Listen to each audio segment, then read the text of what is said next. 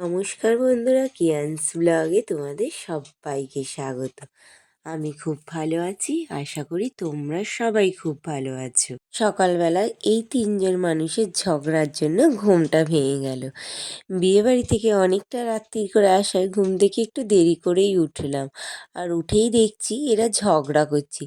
অনেকটা রাত্রিরে আসায় শরীরটা ভাল লাগছে না বলে তাই উঠলাম ইচ্ছা করেই দেরি করে, যদিও বা আজকে রবিবার, ওর বাবারও অফিস ছুটি, তাই সেই হিসেবে রান্নাবান্নার কোনো সেরকম চাপ ছিল না।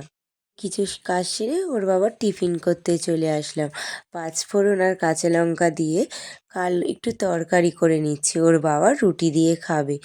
যদিও বা আমার এইসব কিচ্ছু খেতে ভাল লাগছে না, কদিন ধরে কন্টিনিউ রিচ খেতে খেতে। আমি একটু তার জন্য আটার গুলে একটু গোলা রুটি করে নিলাম, একটু গোলা রুটি করে নিচ্ছি আর ঝাল ঝাল তরকারি দিয়ে একটু খেয়ে নেব। বেশি করে করিনি, অল্পই করেছি। আমার দুটো তো মায়ের দুটো, একটু কড়মড়া করে ভেজে নিলাম খেতে যাতে ভালো লাগে। আবার অনেক সময় এর মধ্যে ডিম ফাটিয়ে কাঁচা লঙ্কা পেঁয়াজ সব ভেজিটেবিল দিয়ে করলে তখনও খেতে ভাল লাগে। যদিও বা আজকে না একদম আর ইচ্ছা করছে না, যত সিম্পলে ছাড়া যায় তত করলাম। তো এইদিকে চারটে হয়ে গেল, তো মা আর আমার দুটো দুটো।